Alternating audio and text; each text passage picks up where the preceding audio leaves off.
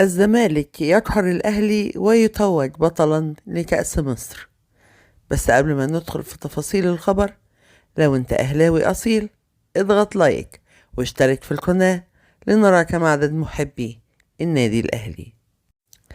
فاز الفريق الأول لرجال الكرة الطائرة بنادي الزمالك بقيادة مديره الفني أحمد مصطفى عاشور بلقب كأس مصر للموسم الحالي 2022-23، وحصد الفارس الأبيض اللقب عقب تغلبه على غريمه التقليدي الأهلي، والذي يقوده فنيا محمد مصلحي بنتيجة 3-2 في اللقاء الذي أقيم مساء الأحد على الصالة الدولية بنادي اتحاد الشرطة الرياضي بالعباسية.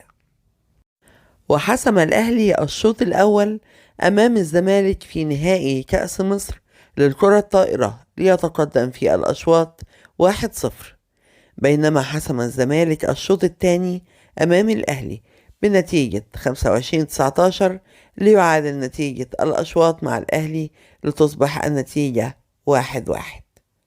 وفاز الزمالك بالشوط الثالث أمام الأهلي بنتيجة 29-27 ليتقدم في نتيجة الأشواط على الأهلي لتصبح النتيجة الآن 2-1.